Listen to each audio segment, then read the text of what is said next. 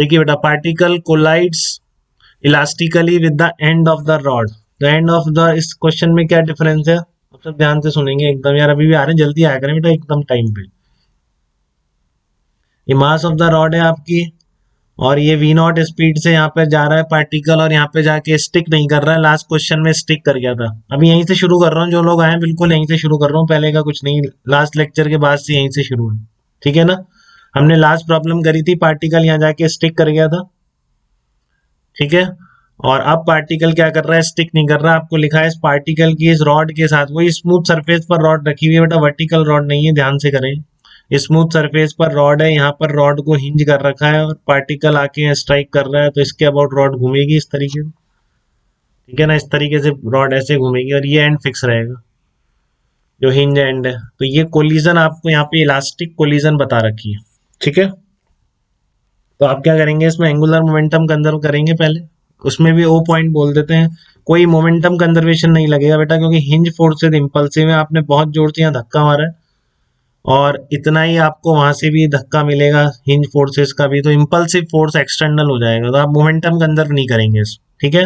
फिर वही इक्वेशन है, conservation of angular momentum about O, ध्यान से सुन लेंगे, थोड़ा भी डाउट होगा तो पूछेंगे अभी, ठीक है। Good Tanya, very good.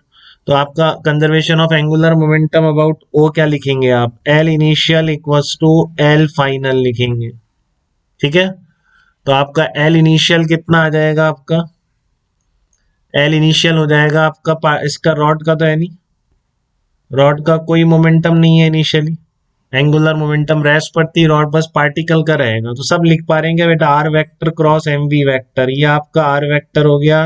किसी भी एक भी बच्चे को दिक्कत नहीं रहनी चाहिए बेटा इसमें, ये सब बहुत ही इंपॉर्टेंट कहानियां हैं, मतलब पूछा ही जाने वाला है प्रॉब्लम इस तरह का, ये मान लो आपके पेपर में दिख ही जाएगा आपको, इतने पेपर होते हैं मेंस के, तो किसी ना किसी पेपर में डायरेक्ट क्वेश्चन देखने को मिलेंगे आपको इस तरह के, ठीक है। R vector cross M V vector, तो इनिशियल एंगुलर मोमेंटम केवल पार्टिकल का है, डायरेक्शन ये वाली है, ठीक है। तो इस डायरेक्शन को पॉजिटिव बोल देते हैं। अब ये क्लियर होना चाहिए बेटा, एकदम मार्क करके हुए चलेंगे, जब भी आप इस तरह के एंगुलर क्वांटिटीज लिखेंगे तो आपको क्रॉस प्रोडक्ट पता है, ओमेगा की डायरेक्शन एग्जैक्टली कैसे निकालते हैं, वो सब चीजें पता है आपको, तो ढंग से अप्लाई करेंगे। तो आर वेक्टर ये हो गया, एम वी वेक्टर बाहर की तरफ हो जाएगा, आर वेक्टर का मैग्नीट्यूड एल हो गया, और जो एम वी है वो एम वी नॉट हो जाएगा, एंगल 90 डिग्री है तो साइन 90 हो जाएगा, ठीक है। तो कितना हो गया आपका L into M V naught, L into M V naught आपका ये लिनियर मोमेंटम आ गया, ठीक है। तो एल फाइनल कितना हो जाएगा आपका, एल फाइनल कितना हो जाएगा, अब मान लेते हैं इस एंड की वेलोसिटी कितनी हो गई, v1 हो गई इस आफ्टर कोलिजन, v1 तो इसकी मान लेते हैं अपन पार्टिकल की, ठीक है ना। मान लो पार्टिकल की आफ्टर कोलिजन v1 हो गई, और इस रॉड की एंगुलर वेलोसिटी कितनी आ गई, इसमें ओमेगा आ गई आफ्टर कोलिजन, ये सिचुएशन है आफ्टर कोलिजन, पार्टिकल की वेलोसिटी v1 और रॉड की एंगुलर वेलोसिटी ओमेगा, तो फाइनल एंगुलर मोमेंटम कितना आ जाएगा आपका, फाइनल एंगुलर मोमेंटम आ जाएगा एल इंटू वी वन, इसी तरफ मानिए, तो फिर से आप वी वन इधर भी मान सकते थे, आपकी मर्जी थी, उसमें कोई बात नहीं बेटा, अपने आप नेगेटिव आ जाएगी जो आना हो, मैंने अभी इधर मान ली तो एंगुलर मोमेंटम इसी डायरेक्शन में आ गया। और प्लस रॉड का आप लिखोगे अब, तो रॉड का क्या लिखोगे, पार्टिकल स्टिक स्टिक नहीं करा तो सिर्फ रॉड का लिखना है, पार्टिकल का अलग लिख दिया मैंने आर क्रॉस एम वी से, जैसा उत्सव कह रहा था शुरू में, उससे मैंने आर क्रॉस एम वी से लिख दिया इसकी वेलोसिटी, क्योंकि मैंने वी वन मान ली, ठीक है। L into M V one हो गया, प्लस आपका इसके अबाउट मोमेंट ऑफ इनर्शिया कितना होगा रॉड का, यहाँ पर हिंज है रॉड तो इसके अबाउट घूमेगी, तो इसके अबाउट मोमेंट ऑफ इनर्शिया पता है आपको कितना होता है, M R L square by 3 into omega हो जाता है, ठीक है। तो आपकी ये इक्वेशन नंबर 1 आ गई। अब बात आती है इलास्टिक कोलिजन की, तो इलास्टिक कोलिजन में क्या होने वाला है, इलास्टिक कोलिजन का मतलब इक्वल टू 1 है बेटा, तो वहां पे आप पार्टिकल लेते थे, अब उसको एज ए पॉइंट समझिए, ये पॉइंट की वेलोसिटी v2 की जगह आ जाएगी आपकी, एक्सटेंडेड ऑब्जेक्ट में ध्यान रखें आप, भाविक बिल्कुल सही कह रहे हो, इलास्टिक कोलिजन इक्वल टू 1 रहेगा आपका, इक्वल टू 1 v2, इस पार्टिकल की वेलोसिटी v1 जो ये पार्टिकल आके स्ट्राइक करने के बाद वेलोसिटी होगी, पहले तो फार्मूला लिख दीजिए v2 minus v1 upon u1 minus u2 लिख दीजिए पहले, v2 minus v1 upon u1 minus u2। v2 कौन सा, इसकी स्पीड, इसकी एंगुलर वेलोसिटी ओमेगा है, तो स्पीड कितनी हो जाएगी, ओमेगा इंटू एल हो जाएगी क्या इसकी।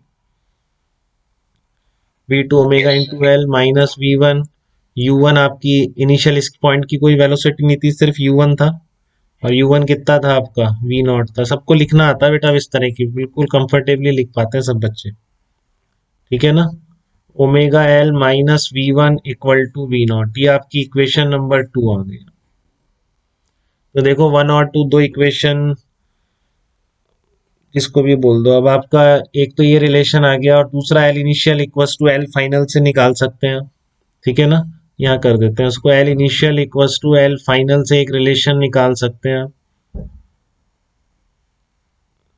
तो ये इलास्टिक कोलिजन से आ गया, L initial equals to L final से यहाँ से निकाल लो, कितना आ जाएगा, L M V not initial momentum equals to final moment angular momentum, M R L square by 3 into omega. तो ये 1 और 2 इक्वेशन दो ही बननी थी, लिनियर मोमेंटम कंजर्वेशन नहीं लगना था, मैंने पहले ही बताया, ठीक है। तो 1 और 2 को सॉल्व कर लेंगे, solve 1 and 2, solve 1 and 2 equal to किसके बराबर हो जाएगा,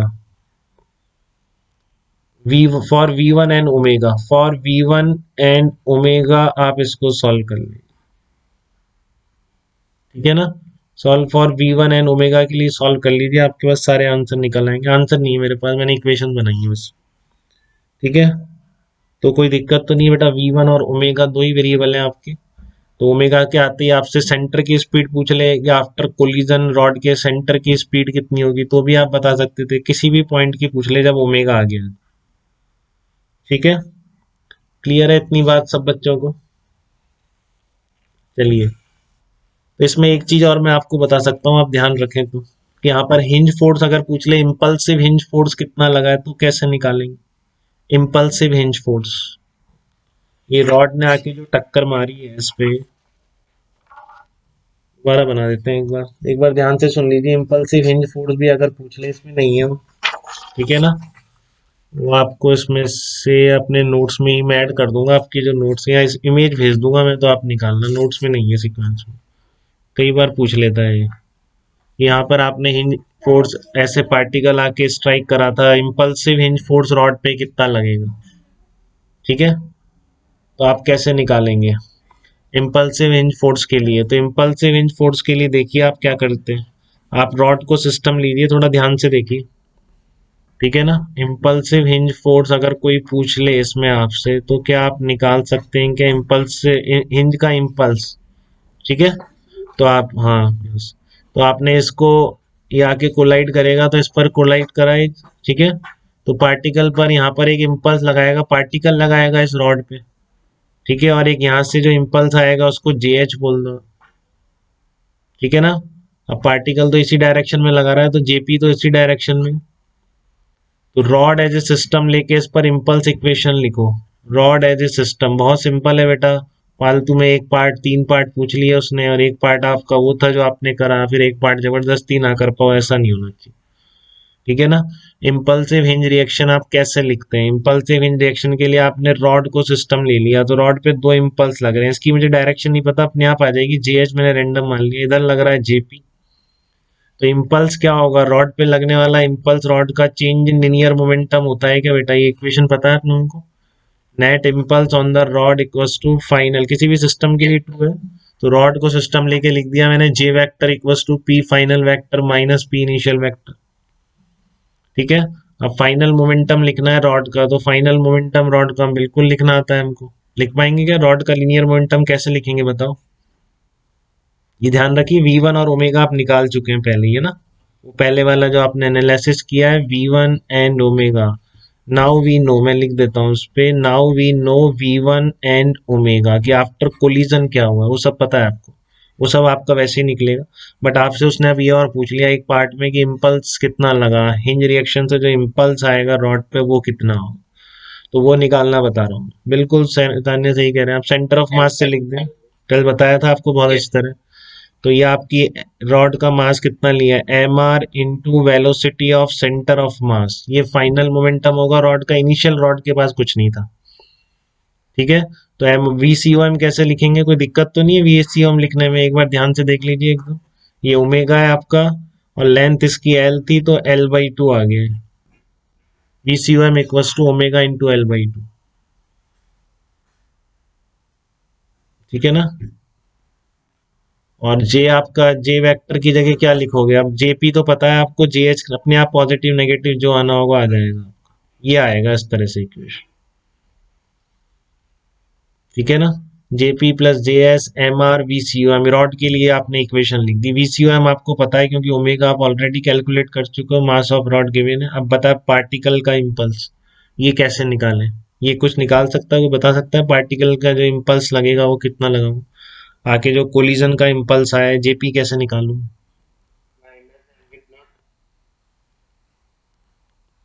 हाँ नहीं, थोड़ा ढंग से बोलो, सही बोल रहे हैं बट पूरा सही नहीं बोल रहे हैं। पार्टिकल को सिस्टम ले लिया आपने, अब पार्टिकल को सिस्टम लेके ही निकलेगा बेटा। आ रही है बात समझ में।